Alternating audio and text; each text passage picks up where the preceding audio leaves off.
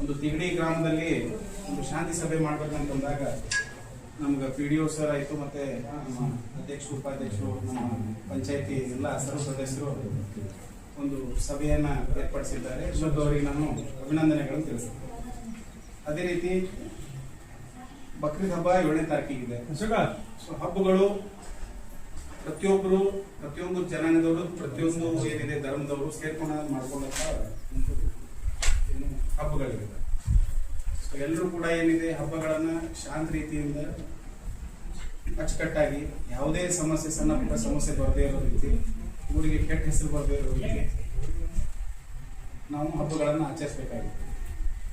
ಸಣ್ಣ ಪುಟ್ಟ ಏನೇ ತಕರಾರುಗಳಿದ್ರು ಕೂಡ, ಸಣ್ಣ ಪುಟ್ಟ ಏನೇ ಸಮಸ್ಯೆಗಳಿದ್ರು ಕೂಡ ನಾನೆಲ್ಲ ಅನ್ಕೋತೀನಿ, ನಮ್ಗೆ ಇವ್ರು ಕೇಳ್ಕೊಂಡು ಬಂದೆ ನಾನು ಪೊಲೀಸರು, ಏನಿಲ್ಲ ಸರ್ ತಿಗಡಿಲಿ ಏನು ಪ್ರಾಬ್ಲಮ್ ಇಲ್ಲ, ಎಲ್ಲರೂ ಕೂಡಿರ್ತಾರೆ, ಎಲ್ಲರೂ ಕೂಡಿ ಹಬ್ಬಗಳನ್ನ ಮಾಡ್ತಾರೆ.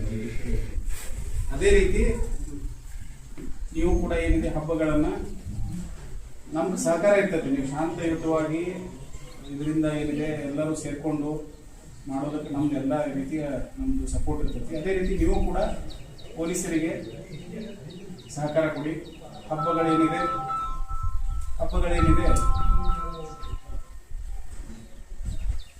ಹಬ್ಬಗಳ ರೀತಿ ನಾವು ಆಚರಣೆ ಮಾಡಬೇಕು, ಆಯ್ತಾ? ಅದನ್ನ ಯಾವುದೇ ರೀತಿ ಸಮಸ್ಯೆ ಇನ್ನೊಂದು ರೂಪದಲ್ಲಿ ನಾವು ನೋಡಬೇಡ. ಆದ್ದರಿಂದ ಈ ಒಂದು ಹಬ್ಬ ಏನಿದೆ ಬಕ್ರೀದ್ ಹಬ್ಬ ಅತ್ಯಂತ ಯಶಸ್ವಿಯಾಗಿ ಶಾಂತ ರೀತಿಯಿಂದ ನಾವೆಲ್ಲರೂ ಸೇರಿ ಆಚರಿಸ್ತೀವಿ.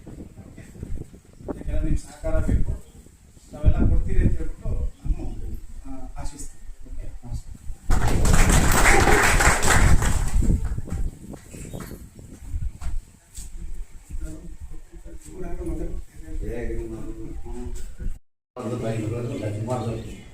ಸಂಖ್ಯೆ ಬಂದಿಲ್ಲ, ನೀವು ಯಾರು ಬಂದರೆ ಇಲ್ಲ ಆಗುಲ್ಲ, ಎಲ್ಲರ ಕಳೆದ್ರು ಯಾವ ಥರ ಇದ್ರು ಬನ್ನಿ, ಎಲ್ಲ ಚೆಂದಾಗೆ ಇದ್ದಾವೆ.